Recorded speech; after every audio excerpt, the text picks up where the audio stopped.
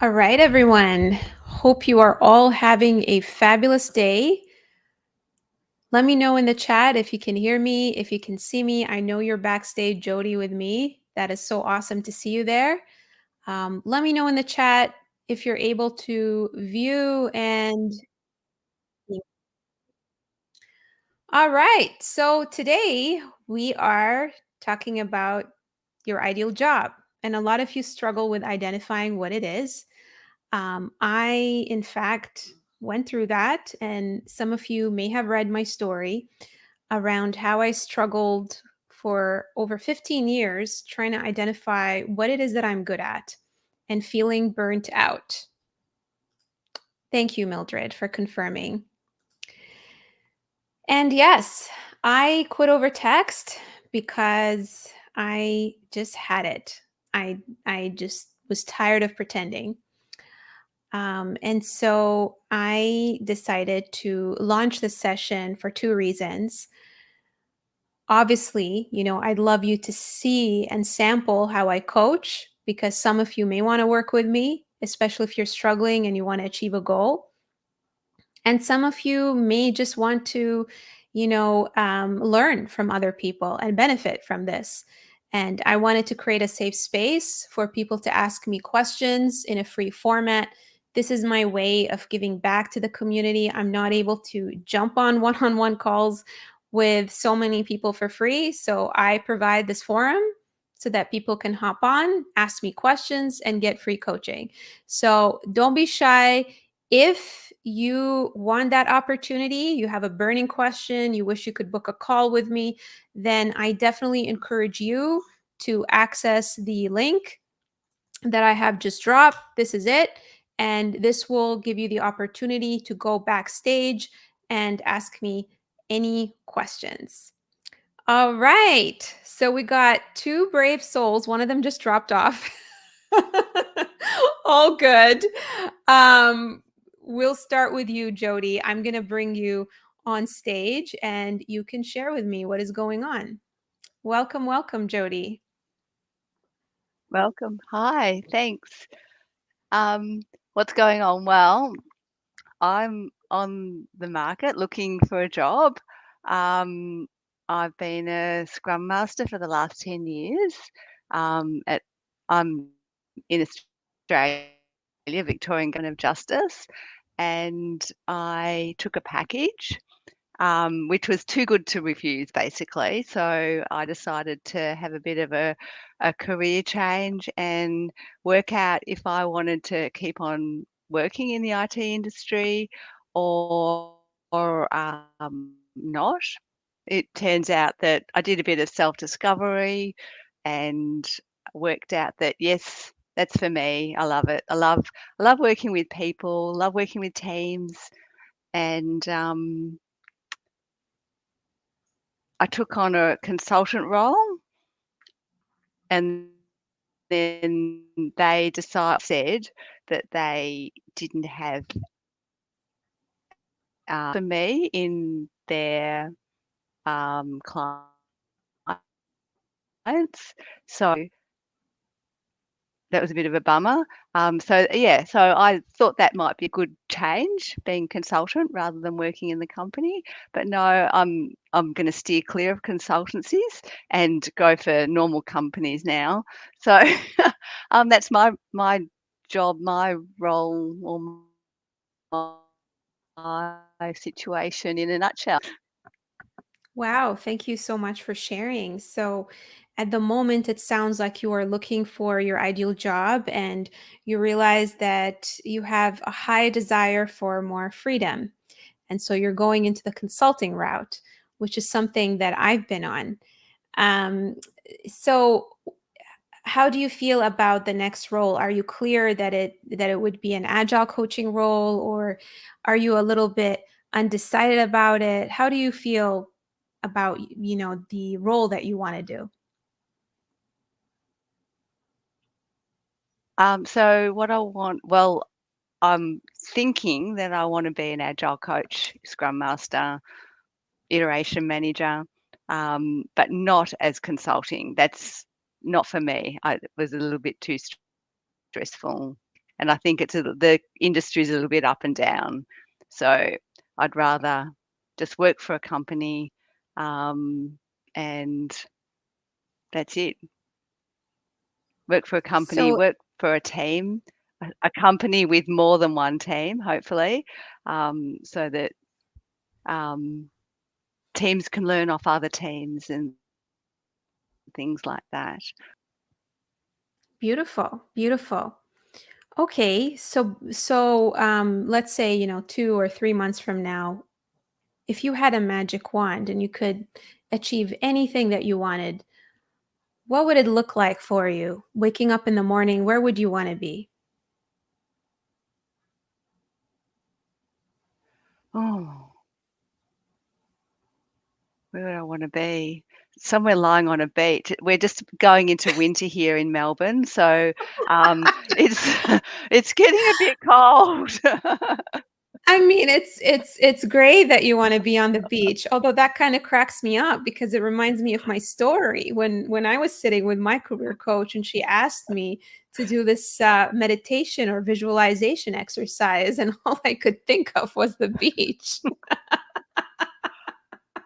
I'm sitting here and I'm like, turn the heater on. It's early morning here, or 9 a.m., and turn the heater on. I've got a wheat bag on my back because the room hasn't warmed up properly yet, and I've got water in my hot water in my water bottle.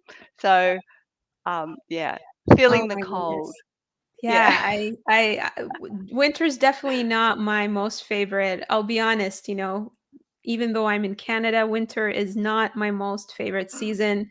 I feel like a polar bear who just wants to hibernate. And when you're in that state, it becomes even more difficult to get motivated Mm. with looking for a job and having the thought of showing up to work. But what do you feel is a job that would get you out of bed? I mean, if you had it your way and there were no obstacles and a genie just popped out and said, "Hey, I can get you any job you want. It doesn't matter whether you have experience or not. It doesn't matter, what the criteria is. You tell me what that job would look like." What would you tell that genie? I think I'd tell them that I'd like a job in a maybe maybe the an agency sent me a job yesterday, that I thought that they had in bold, must have experience in a product environment, and it was a job in a company that wrote software for the entertainment and sports industries, Wow, that's exciting. and I don't have that. That was the bold thing, and I thought, "Oh, I just don't have that." So may go with that for the moment because it's in my head, um, and it's sort of an ideal job. It didn't sound like they had a big team, so I would like a big team, um, and teams of teams so that teams can interact and talk together, learn from each other, um, in a, I suppose, scaled up environment as well. So what do you feel is blocking you from getting that at the moment? It sounds like, you love working with multiple teams. You want to be at the enterprise level. And you're really, looking for that job that would give you that ability to do that. But what do you think is blocking you? I'm not quite sure. Um, maybe it's probably me. Oh, Maybe, yeah. Well, I don't know because it's really hard to get feedback when you are applying for jobs, when you're having interviews, um, and everything is all online, and it's really hard to get people um, to actually say what the actual reason was, other than, "Oh, the other candidates were better suited," sort of thing. I'm not sure if anybody else has had that experience, but in this world of where we only talk to a computer, we apply everything online, and you may speak to a talent acquisition recruiter or whatever their name is, consultant in the company, and, um, it's really hard to get feedback to sort of find out where you might have gone wrong. Um, yeah, I mean, we're sort of taught to believe that if we get interviews, um, the next step is that you can sort of action and be more in charge with what's going on. But it's still really hard to find out Yeah, what and that feedback is. here's the deal. Even with the automation and feeling like everything is virtual and automated, if you think about it, it's really hard for someone to basically let you know why you're not the right fit. And I often give people the dating analogy. If you were to go on a date with someone, right? And you just didn't feel the chemistry, do you feel that it is necessary to give them the details as to why you didn't feel that vibe or chemistry? Probably not. You're going to worry about hurting their Mm, feelings because it's really, at the end of the day, it doesn't matter. There is someone out there that's a fit for them. There's nothing wrong with them, and there's nothing wrong with you. And so, mm, oftentimes, when you're interviewing with a recruiter, there's obviously a large volume of people that they have to go through. And if they don't feel it and they have a gut feeling that you may not be the right fit based on their knowledge of the culture and what the environment is like, and maybe just that checklist that was given to them, they're just not going to have it in them to tell you why, you know, mm. especially with So I legal find that reasons, especially for sometimes legal sometimes reasons. I Go ahead. yeah, that's true. Yeah, sorry. Sometimes I start to worry, like a day or 2 goes by and I think, "Oh, I said that. Maybe that was wrong." Um, that's why I sort of think sometimes it's me that, is is the problem. Jody, can I be very honest with you? Yes? Is here's my gut feeling, right? First of all, I'm looking at your LinkedIn profile, and you worked within the public sector. You have a lot of experience. You have more than 16 years of experience as an agile coach.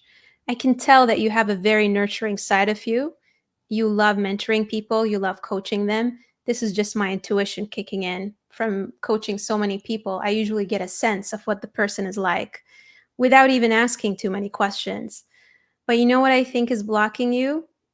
Is your, and this is something that honestly I see in a lot of coaches. You have such a high level of empathy towards people that can be a double-edged sword.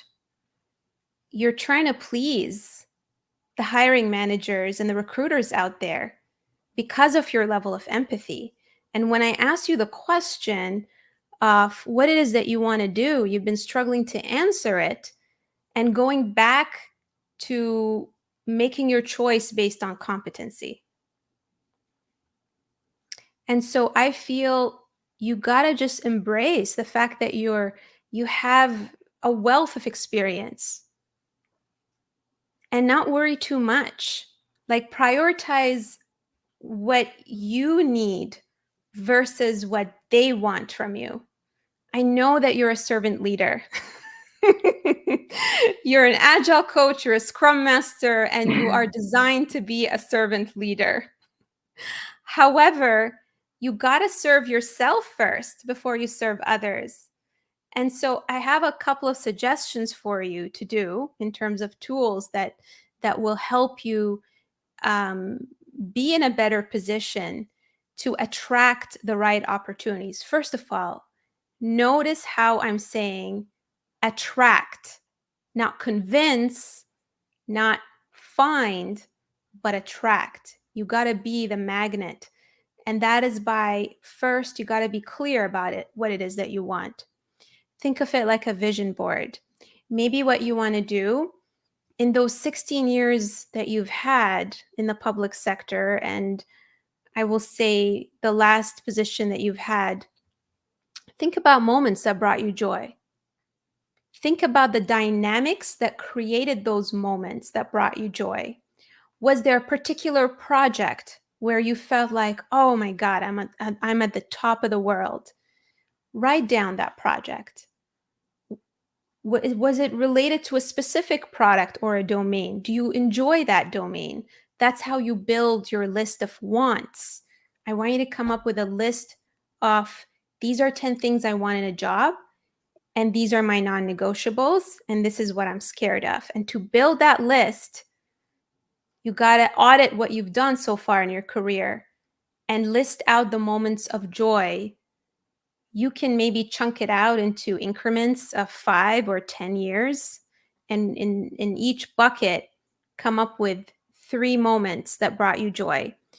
Think about who you were with from a people perspective. What type of interactions were you having?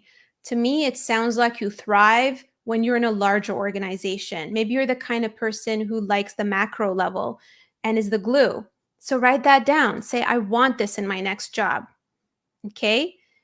Think about what type of people you loved working with. Do you love working with executives? Do you love working with teams? Do you want to be with a team, close to them?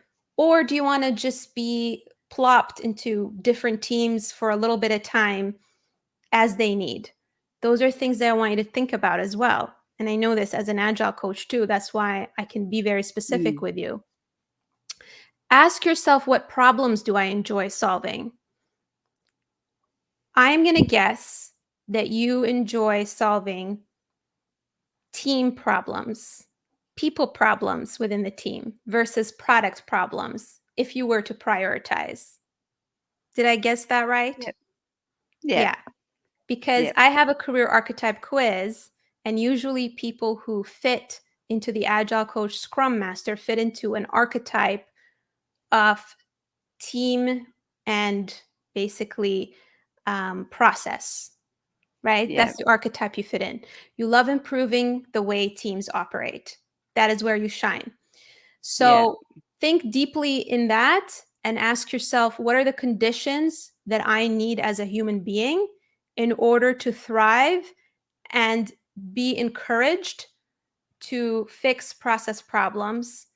And what type of people do I enjoy working with on a team? What level of maturity do I enjoy working with in terms of agility, right? Because some agile coaches love it when they're taking a super low maturity team and getting them to super high performing. And some people don't want to work with a very low maturity team. They want something in the middle where they've already established, the agile practice, and they're taking them even further. So figure out in what spectrum you fall into. And that's a great starting point to make that list of 10 things that you want. And then once you do that, you want to build a brand that speaks to it. So if you are looking for enterprise agile coaching roles, when I look at your LinkedIn profile, there isn't really much about that. I don't get a sense of that. I see Scrum Master, Agile Transformation, Agile Coach. And in fact, it's a little bit contradicting because, as you know, Scrum Master generally is at the team level versus at the macro level. So you got to be focused on your brand so that you're attracting recruiters and hiring managers who have opportunities that match your needs. And when you do that, you're going to feel comfortable, you're going to feel excited, you're going to show up to interviews, and you're not going to have that much of an imposter syndrome. Okay. That's awesome. Beautiful. Well, thank you so much, Jody, for participating. See, it wasn't that bad. You didn't have a prepared set of questions. That's right.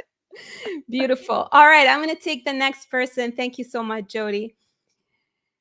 All right, so I'm going to put Fariba on the stage, and I hope I said your name right. You want to say it for me? Hi, Nada. Hi, we get to meet. Yay. Yay. How are you? I am good. Can you do So, me a favor and pronounce your name? I'm really terrible. Fariba. Fariba. Yeah. Okay, got it. Yeah. Beautiful. So, thank you. So, Nada, All first right. of all, thank you so much for giving me this amazing opportunity to have a one-on-one session with you You're very and welcome. having me here. You're very welcome. And thank you for volunteering as well so that other people can learn. So tell me, what is going on? How can I help? So, I'm trying to be quick as much as possible. So, Oh, I'm a good. 39 years old graphic designer. So, I recently received a layoff letter. I've been struggling for a very long time with the fact that my job requires a long hour of sitting and staring at monitors. Like I'm talking about like 8 hours to 12 hours per day. My goodness. And I found out it has a massive impact on my mental health and physical health.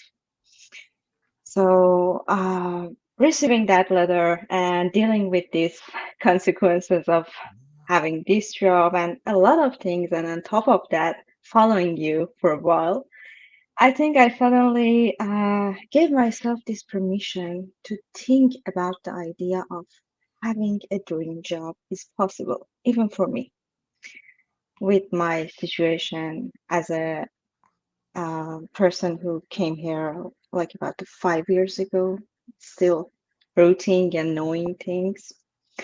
So, my question for you is, how can I identify new job opportunities and maybe possibilities that match my potential abilities and my working background?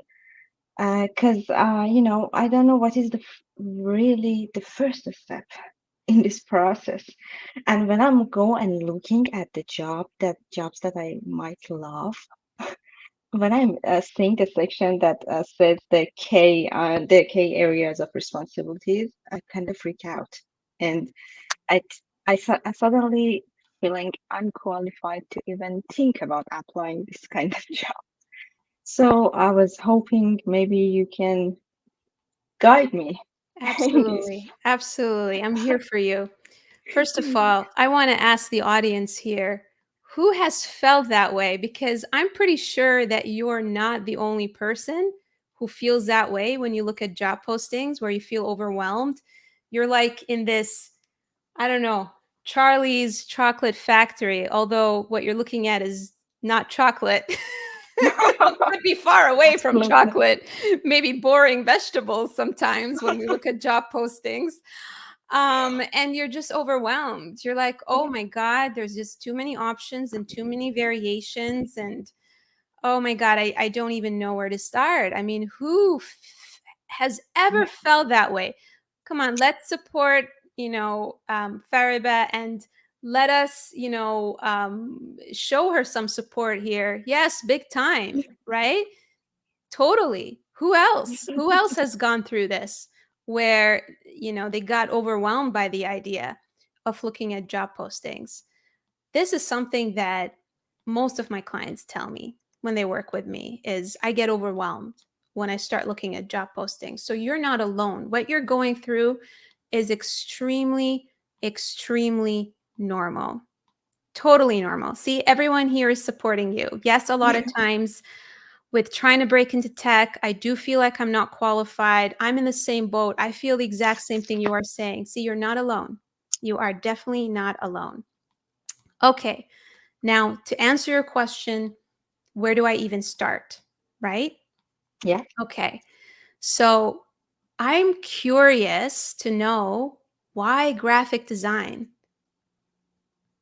How did you get Like into it? like in the very first place.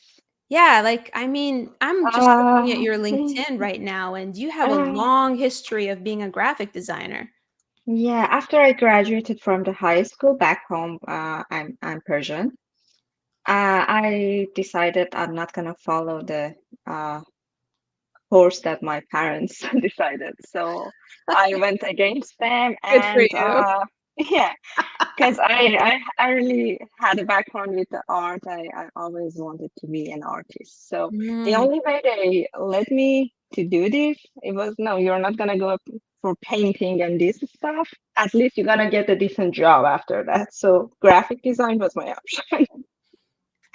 So that's how I ended up like 20 years later here and looking for changing my job.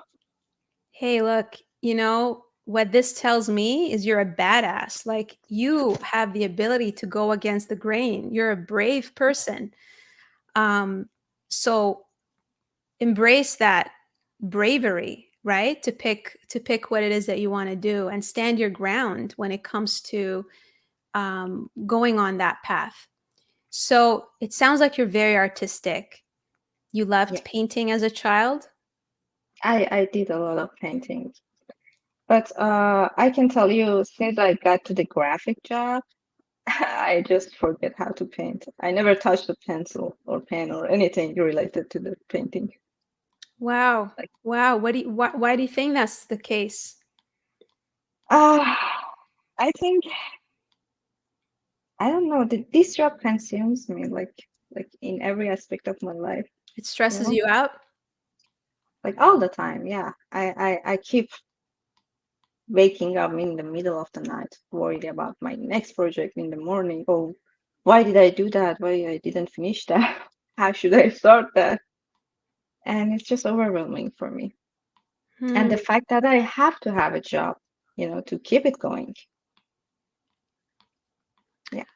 What did you love when you were, painting, or the physical aspect of, I'm guessing that it might be the digital aspect a little bit.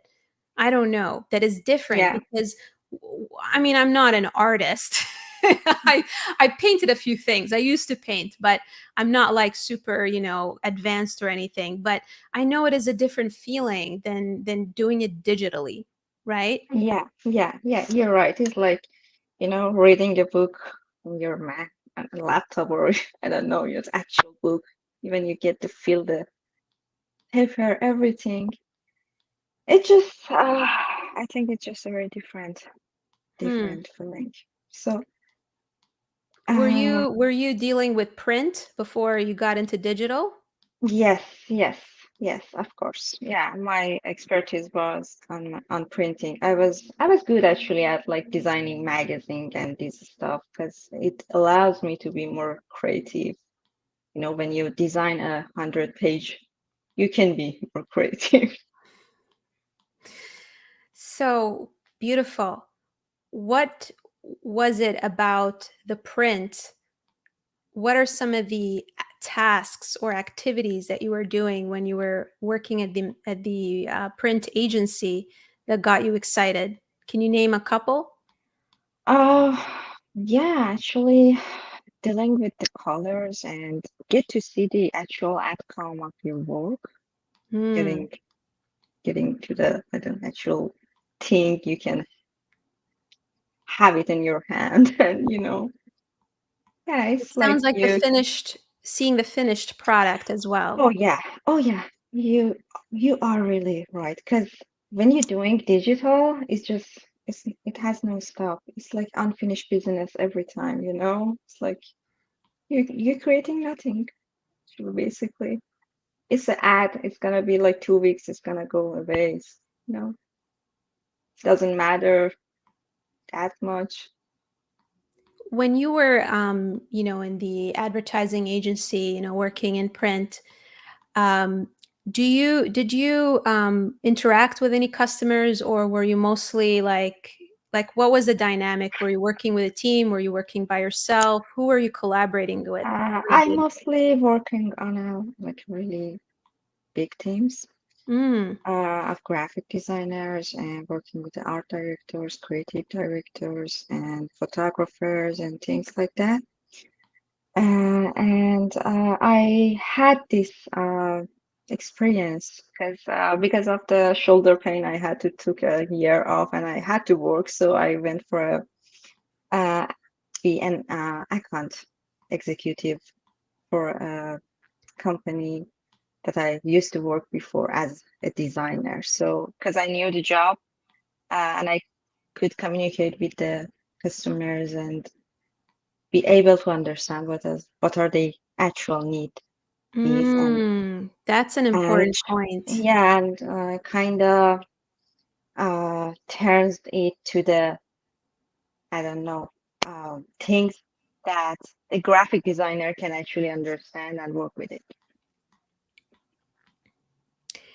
So, did you get a lot of joy interacting with customers and understanding their needs? Yes, yes, yes, I can tell. Yeah. It's like trying to understand their psychology, and Oh I yeah. bet that translated into your designs too. There was a Um, connection there. I love reading people. I love Mm, it. Yeah. mm. It's very I can tell it's very tempting to uh kind of try to guess the personality and what they want, what they look like, you know? All right. So I can tell you what I think based on what you just described to me. So the bucket that you fit into when it comes to career archetypes is the customer advocate. You fit in that bucket. So I'll tell you a little bit more about what the customer advocate is. Customer advocate is obsessed over understanding the customer, their psychology, and ensuring that you meet their emotional needs and their desires and their practical needs. I don't know what's going on with the jobs that you're having.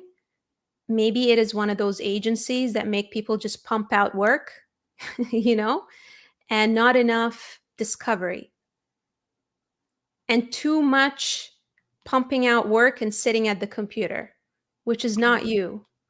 No. You're a touch, feel, physical person. You need Yeah. that. That's Yes. causing you anxiety because of that Oh my God. being missing. Yes, yes. I can tell you, like every message, it just gave me like a heart attack recently. It was like, oh my God, something else. They need something else. Though there was nothing like really bad or yeah. So I was being stressful.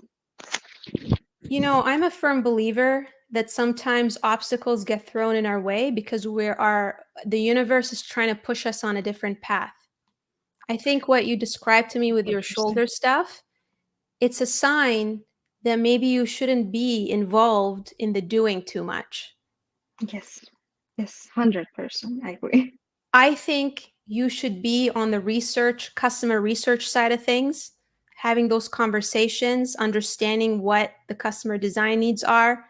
When I visualize you, when I close my eyes and see you, I see you running discovery sessions with clients, interviewing them, doing user research. That's where I see you based on what you Oh, just shared with me. So I think you it's need roles amazing. that are in that space, not pumping out digital assets. That's not you. No, it's not really. Yeah, you're right. But I can just go back to my very first question. Sure. Okay, Where do I start? How do I map it out? how do I map it out? Okay, I don't even know what kind of job should I looking for, like customer advocate. I think you can look into user experience for sure. I think you can look into research and development, user research, that type of thing. Whether you are in a marketing agency or building a digital product, or sorry, on a team that's building a digital product, I see you as that person who is in that component that is involved more on the research versus the implementation of the design or coming up with the design. I So see. search on those things. Normally what I like to do when I work with clients is when they have to complete my career archetype quiz. I kind of at a high level diagnosed you because the career archetype model is something that I invented. I know all the pieces. It's in my head. Yeah. Okay. And I get people to do it, versus me sort of talking to them and diagnosing. But if you and I were work together, I would still get you to complete the career archetype quiz, and I would want you to do the exercise called Chunks of 10, which is basically journaling all the things that brought you joy in your childhood. Kind of like how I asked you, like, was there a particular situation in your entire career where you felt fulfilled? And it sounded like the one was when you were involved in print. And when we dug deeper, because I kept asking you questions, we pinpointed it to you getting excited understanding the customer. So if you and I were to work together, I'd want to validate that. And then based on that, I'd give you options to research. One of the options I gave you is, within UX, user research, that kind of thing. But if you and I were working together, I'd give you even more options to look at, just so that we are safe. And then we would look at job postings based on that new understanding. Here's the big mistake that people make. They don't do what I just said, and then they look at job postings right away. It's kind of like going and shopping for a dress without knowing what you want. You get overwhelmed and you get anxious and you try a whole bunch of things on and nothing fits because you're trying on the wrong dresses. There's so many dresses. You won't have time to try them all on. You got to narrow it down first before you go looking at job postings. So that would be how you would go about figuring it out. Thank you so much, Nada. I'm not sure if I can ask another question or my time Ask is me a up. quick question. We still have time. We only have two people Okay. left, so no worries. So, I was gonna ask you, without any like experience for these jobs, how should I approach like as a You have a lot of transferable skills as a graphics designer, and I don't see that as a stretch. In fact, one of my clients started out within graphics design and visual design. I also have another client who was in print, and she was able to transition into the digital world without, going into a rabbit hole of certifications and, studying something else. wow. To successfully make that transition, it's the same advice that I was giving Jody in terms of incorporating that in your resume, what it is that you did, and ensuring that speaks to the research and discovery side of things. So when you talk about your experiences, you got to make that shine to show them that you can do it, right? And that is something that I spend a lot of time helping people with, because I can tell you that that's what you need to do, but I would have to Yeah. give you feedback, right, on all Yeah. of these stories. We'd have to look at all of the things that you've done, pick out these stories that are most relevant to that new brand, and then flush them out, do the copywriting, do the wordsmithing so that it hits it on the nail. Think of your resume like an advertisement. The Yeah, advertisement I has to be catchy for someone to actually read it, and it can't be overloaded with too many things. Notice how advertisements only zone in on the customer pain points. And so if your hiring manager's pain point is, we don't have someone on the team who actually is good at pulling information from our customers, then you should help them understand that that is your sweet spot through your Oh, experiences, okay. right? Yeah, you're right. Thank you so much, Nada. You are really awesome, and the talk is awesome. So thank you. You're very welcome. I enjoyed having you. Thank you so much for Thank sharing. you. Thank you. Bye. Bye. All right. I just pulled you in, Gowan. Can you unmute yourself? Yes, Yeah, I'm no, here.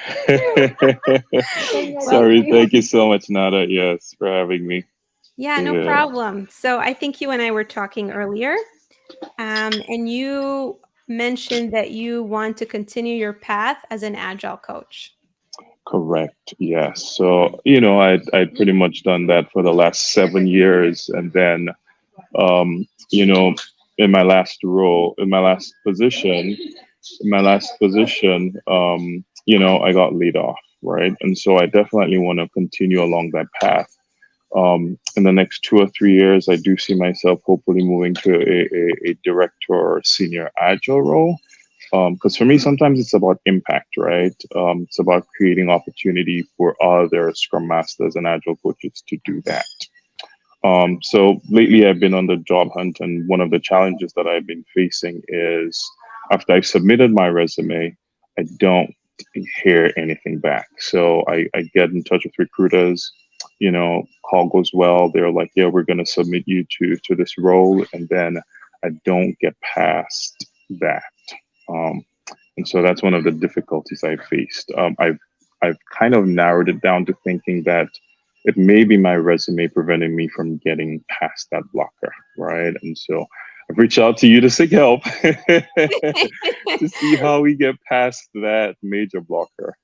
Yeah, and we are kind of cheating because I did, chat with you earlier today, and we came up with a couple of conclusions. First of all, before we get into the whole block around you not moving past the screening stage, I want to go back a little bit and ask you, what is it about being an Agile coach that gets you excited? I think for me, it's about solving challenges, right? Changing hearts and minds, more importantly. And I think one of the things I highlighted to you was I enjoy when people tell me, this is not how it's done, right? Or this is not how we do it here. And then, me kind of going, ta-da, like putting in all the work and effort to make it happen. And then in a few months, kind of revisit the conversation and be like, well, I thought you said we couldn't do it, but look at where we are and look at the outcomes as well. So that really gives me, the drive. It really pushes me to make things happen. And people, right? I think one of the things why I actually got into, the space of being Agile was I hated how people always told me how to do things, right? And I wanted to learn and figure that out myself. Like, you hired me to do a job, why are you going to tell me how to do the job? And so that's where kind of like my passion started, right? And then, that transition into like solving problems and challenges and helping folks realize that, yep, nothing's impossible. With the right support and empowerment, we can actually make it happen. That is amazing. I love that. It's so important. This is the reason I ask these questions to people and to you specifically is because it's always important to understand your why. Why is it that you do what you do? And that can even act as a compass to the content that you put in your resume, as well as the content that goes into your interviews. I don't know what it is with a lot of us. I mean, I was the same way, is we almost feel like our resume needs to be this dry, boring document. And it misses that heart and feeling. And hey, what you just shared with me has a lot of heart and feeling. And you want to make sure that's the impression that someone gets when they see and read, your resume. You can do that by talking about how it is that you help the team and you help them, think of a different way of doing things, where you made them have aha moments where, and this is something that you could share even when you're having a conversation with a recruiter, like, I'm the kind of guy who will help the team realize, oh my God, I never thought about it this way, right? That could be your catchy, slogan. You got to just bring that sense of humor into those recruitment conversations. Okay. So when you're on a team, what do you care about the most? Do you care about the customer? Do you care about the product? Or do you care about the process? A combination of all, right? But at least for me and from my experience, I've often recognized that it starts with product, right? Like, product has to be equipped with the necessary know-how so that in the pipelines, it makes everybody else's job easy, right? And so I think I've kind of found that as my sweet spot. Like, I get into organization or a team and I go straight to product because, okay, product, let's see how we do it. Let's see how we figure out who our clients are. Let's see how, we go through that product discovery. Let's see what techniques we're using. how do we get product managers out of the vein of just being requirement takers and empower them to be product managers, right? And so I often start with product, because if I win that battle, my job becomes so much easier dealing with the team. Oh my goodness. Oh my goodness. Tell me about it. I still remember those days. Okay. Are you the kind of person who wants to be involved in coming up with the features in the product? I would say I want to see how the process evolves, right? And be there to coach and guide and teach and train, right? I don't think I need to be down in the weeds of, yep, this is what, but like provide guidance for how we do that.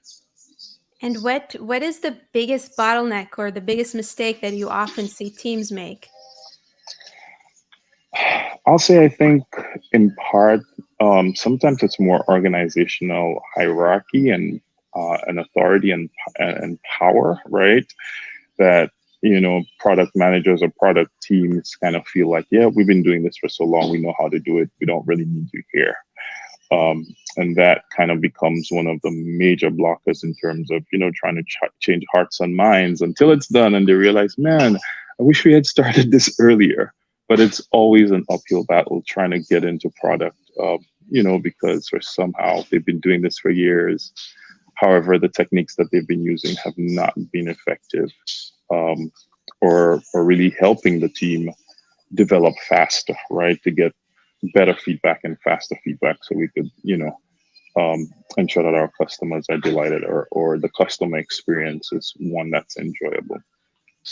Makes sense. Makes sense. Were you ever playing the role of a teacher somewhere in your childhood or somewhere in your, experience? I'm just curious. In my experience, not a teacher, but a consultant, right? So I part of it was being a learning design consultant, right? And so teaching how we learn, what we learn, right? And then observing, okay, how do we use our metacognitive skills and go from the lower order of recalling these things and understanding them to like analyzing them and putting them into practice, right? And so, my experience in that capacity really helped me, I guess one, teach and train, right? And then observe, okay, how we using what we just learned, right? And applying that to our higher order level thinking skills and implementing that, based on how we understood it. So yeah, I do have a learning design consultant. Pardon me, that's that's still heavily there. There you go. Don't know how I figured that one out, but just my spidey senses. Yeah. Okay, so I have a question for you here. Do you talk about this stuff with recruiters when you have conversations with them? Like what you just shared with me around your learning consultant background and all that stuff? Unfortunately, no. I feel like the conversations always start off about, just, okay, what are you looking for? And then I kind of just go into, okay, this is my background, this is my experience, this is what I've done. But I never talk about like, how I use my, my learning design background and how that's really helped me and applied that in like my agile practice, right? That's the problem, my friend. That's the problem right there, right? There's a lot of interesting stuff about you that needs to come out in these conversations. You got to make them fall in love with you. Right. Like you have such interesting stories and background that should be the centerpiece of what you talk about. So if they ask you, tell me about yourself, your tell me about yourself answer should be that the origins of you becoming an agile coach, the roots of it came from being a learning consultant and understanding the psychology and the behavior of people. And you leverage that. Ching, ching, ching. That's where the money is. Teams. Oh my God, that would be a light bulb moment. Light bulb moment for me right here. Aha moment. Yes, the light bulb. I'm telling you, if you use that story, you're gonna get traction. So I think you need to just feel more comfortable with these recruiter conversations, right? Don't think of them as transactional. And hey, look, part of coaching is you have the capability of being the one steering the conversation.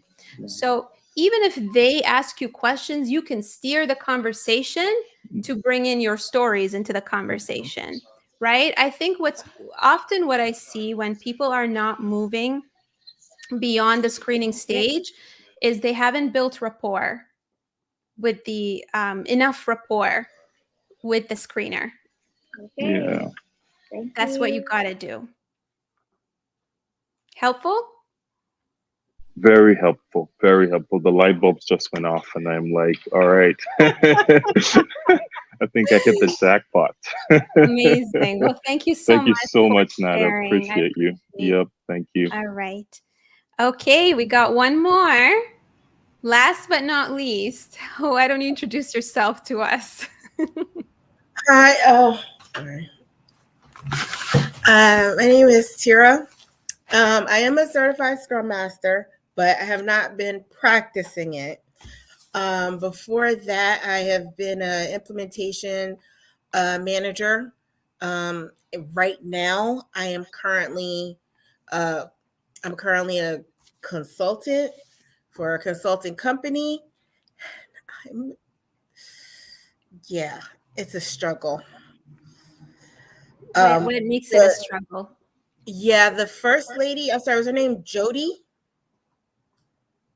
Yeah. Yes, Jody. when Jody was talking about how she felt about consultant work. Mm. I'm one of the few weirdos. I really miss being in an office. I miss I it's like I got spoiled. I really miss my previous coworkers at my long-term job. But our company got bought out twice. But I really miss the dynamics that we had there. I learned a lot. I was able to evolve and take on more responsibility. I was able to do my work without someone saying, no, like this. No, like this. No, like this. And yeah, I just want to get back. And I know it was probably time to change and evolve, but I'm struggling right now. Well, when with it finding comes anything to else. Yeah. Yeah, when it comes to identifying your career, the big mistake that people make is they think that it's enough for them to enjoy the tasks. That's not enough. That's only one piece of the puzzle. There are three pieces to the puzzle.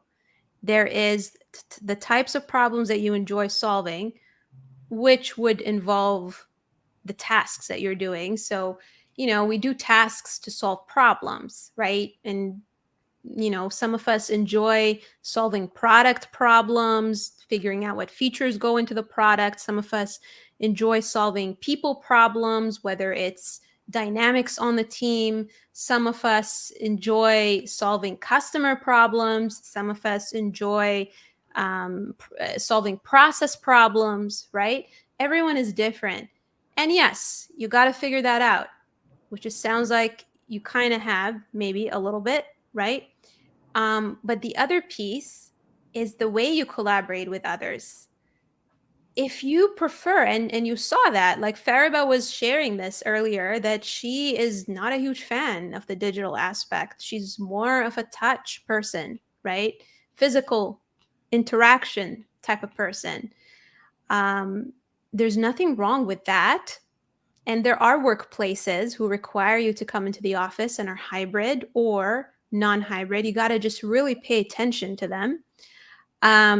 So that is, it's okay to want that. It's okay to want that. Even if you seem to have the perfect job and that is the only thing that's missing and you feel miserable, and then you question, oh my God, am I being too picky? No, you're not being too picky. Mhm. You're not. You have a need. You got to meet your need. Some people need 6 hours of sleep. Some people need 10 hours of sleep. It's not selfish to want 10 hours of sleep if that's what you need, right? You got to meet that need. So it's okay to want that. There's nothing wrong with that. Now, the point that I want to go back to is you mentioned to me that you're a certified Scrum Master. Currently, you're an implementation manager. Well, yeah, no. Right now, I'm a like engagement lead. Engagement lead. Yeah, for a consulting company. Which is different than a Yeah. Scrum Master. As an engagement lead, you're dealing with the customer too, right? Yes, which I used to enjoy, but I feel like I'm really not dealing with them that much in this role. I'm actually not the one helping to troubleshoot their issues. I'm coming up with the project plans, but quite a bit of that feels like it's already predetermined. And there's just it's just not the same. But It's good that you identify. So are you looking for more customer interaction? Or less? The funny thing is, when I was doing it, I could have swore I was ready to be done with them. But you brought up a really good point that I never heard that way, which was you have to decide what problems you like solving. Because that's why we have jobs, right? There's a problem that needs to be solved. Yes. What I realized with the previous people you've been talking to, what I enjoyed was interacting with the client, helping to resolve their pain points, troubleshooting for them. And in this job, that's not what I get to do. I get to move around a lot of stuff that quite frankly seems unimportant to me in that way. I get that it's important to the project, but I'm like, this is not like vital kind of stuff.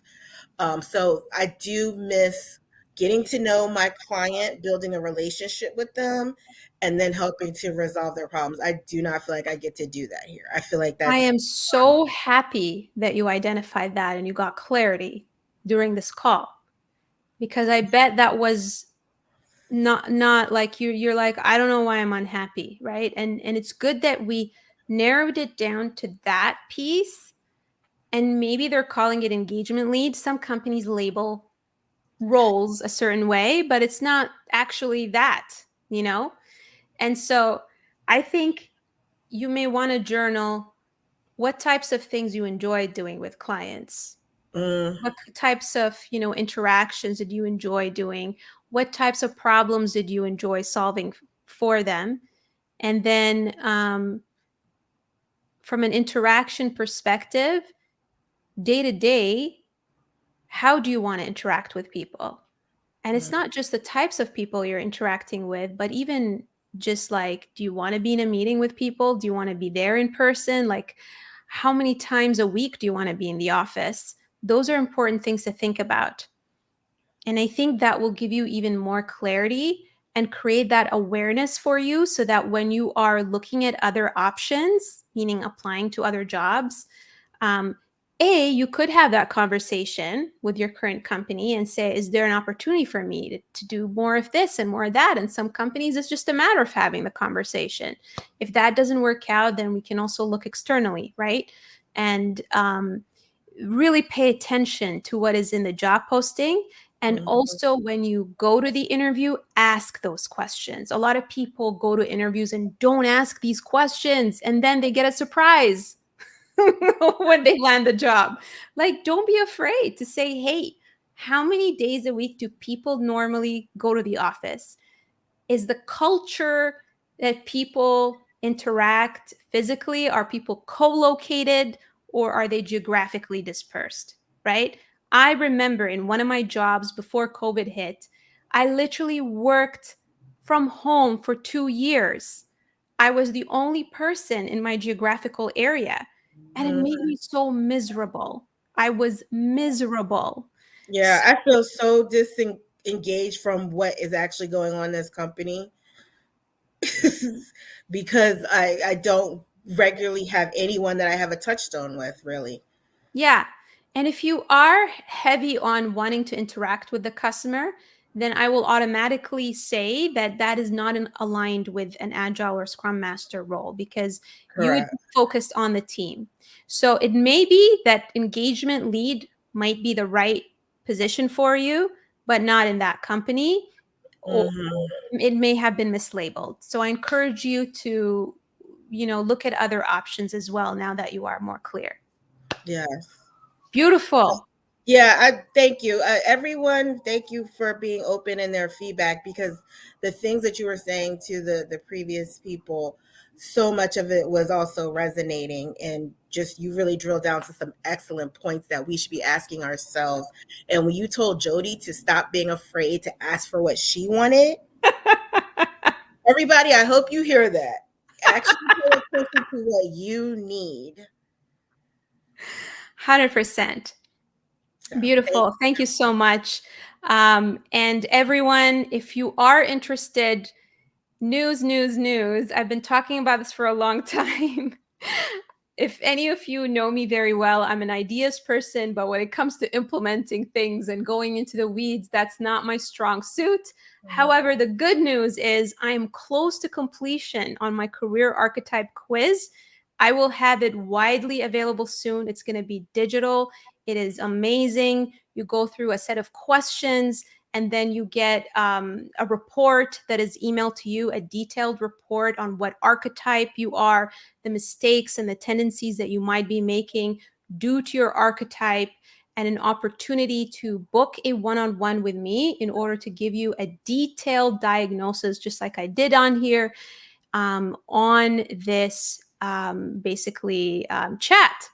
And, you know, if you have friends, definitely recommend this for them. This is an amazing opportunity. I'm actually going to turn this into a weekly basis on Thursdays at 7 p.m. Eastern. Spread the word. If you know someone who's struggling with this, reshare this so that they know about this and they can jump on this opportunity to be able to get on this show and ask me questions. All right, everyone. Thank you so much for being here. In case you don't know me, my name is Nada Bohendi. I'm a master career coach. This is part of my career transition show where I invite people to ask me any question and have the opportunity to be coached, because my specialty is helping people find their zone of genius and landing jobs they love, regardless of what their background is. Thank you so much, everyone. I hope you have a wonderful evening. thank you, Nada. Bye.